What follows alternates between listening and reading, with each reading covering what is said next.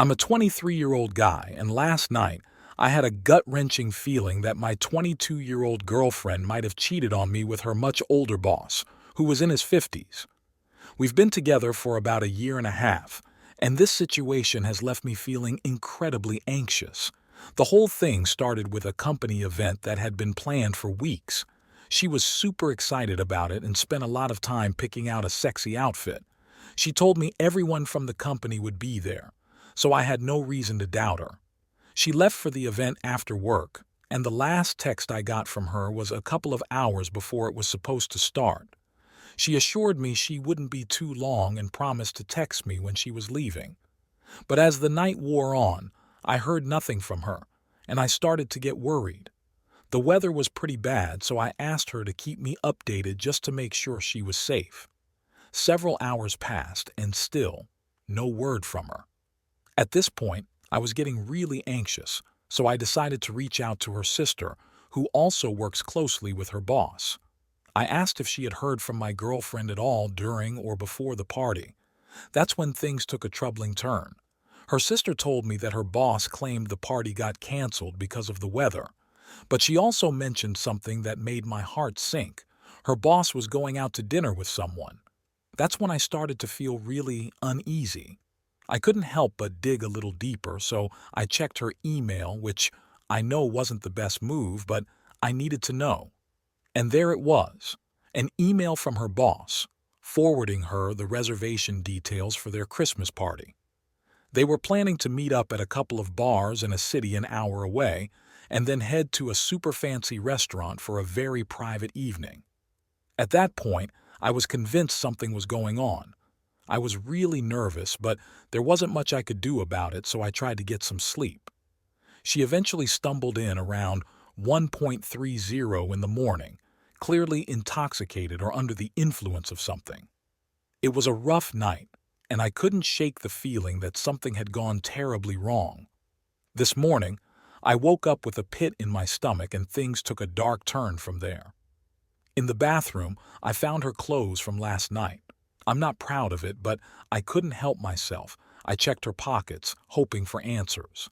Sadly, there was nothing there. But as I examined the clothes, I couldn't ignore the undeniable signs. Her panties were tangled among the other garments, reeking of sweat and, well, sex. There were clear signs of sexual residue and unmistakable sperm stains. It hit me like a ton of bricks, and I couldn't wrap my head around it. I always thought everything was fine between us. She never expressed any unhappiness, and she didn't complain incessantly about work. I've tried my best to be the perfect boyfriend, supporting her hobbies and career, loving her with all my heart. So this betrayal blindsided me. The silver lining is that she's not on the lease, and I'm not financially responsible for her bills. However, her stuff is all over our apartment, and I won't be helping her pack.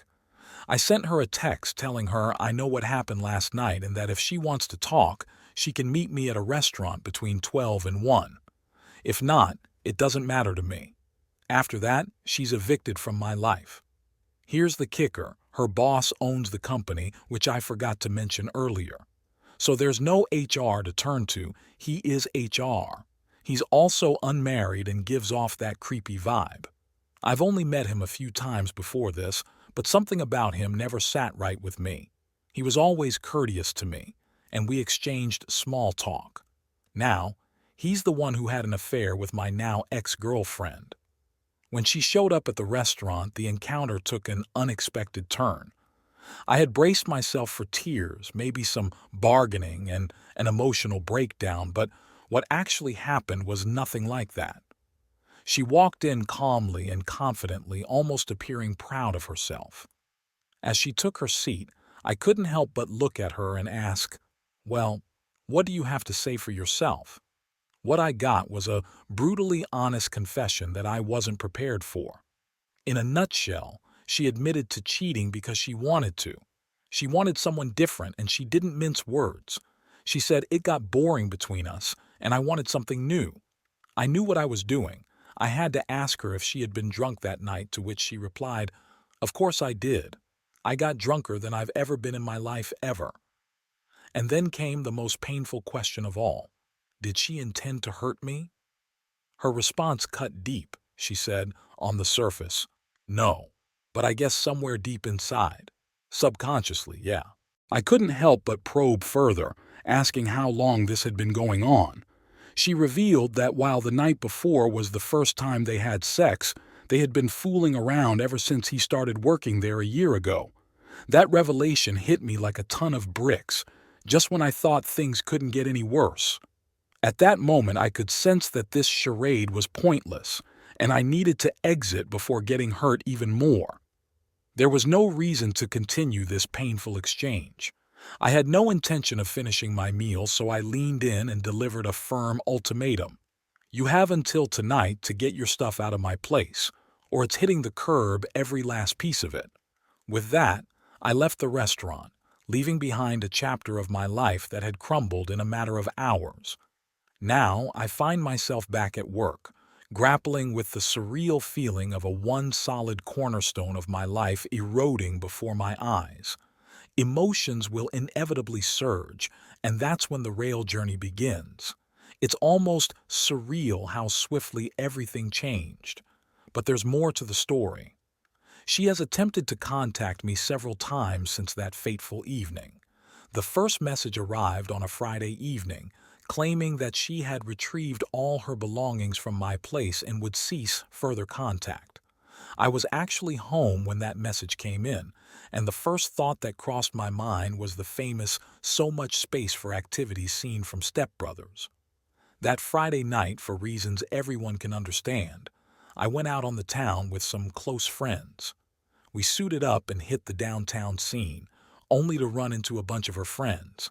Initially awkward, the situation quickly smoothed over. As conversations unfolded, the topic of what exactly transpired couldn't be avoided. According to my ex version, I was the one cheating on her, and her boss was merely providing comfort.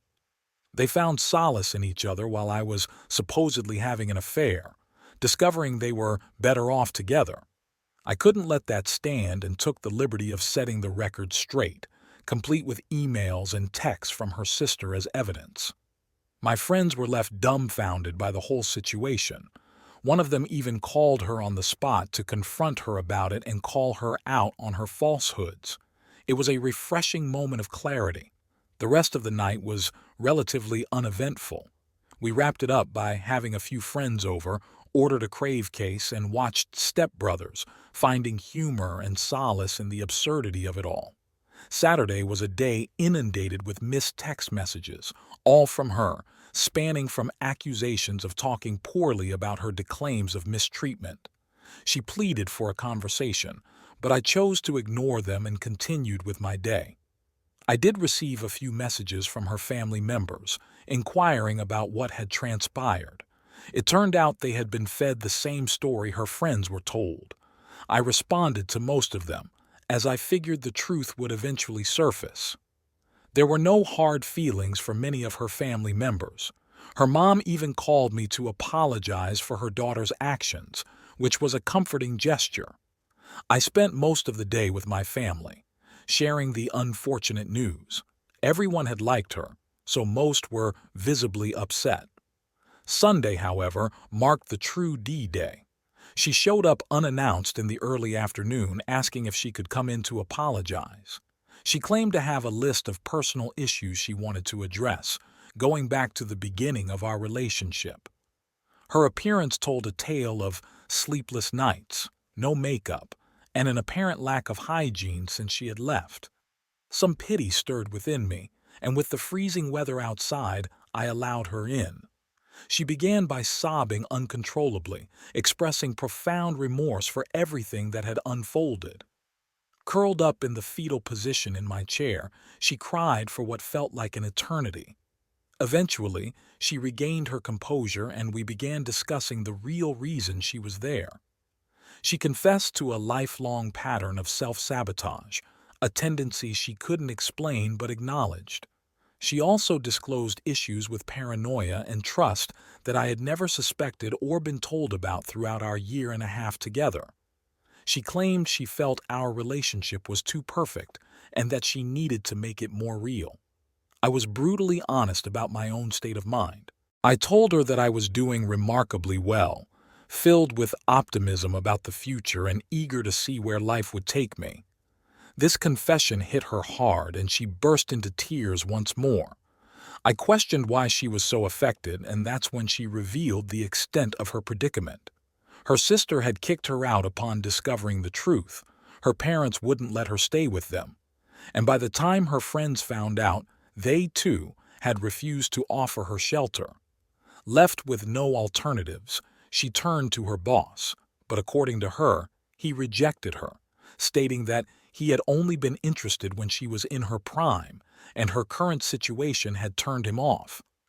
In just a matter of 2 days, everyone in her life had cast her aside, explaining her disheveled appearance, lack of clean clothes, and desperation. And then, she uttered the words that left me astounded. "Would it be all right if I stayed with you for a few days, just to get back on my feet? I won't be in the way, I promise." I was at a loss for words, utterly dumbfounded by the surreal absurdity of the situation. I took a few moments to collect my thoughts and finally responded with a resolute no. She teared up once more, mumbled something about a few, and abruptly departed.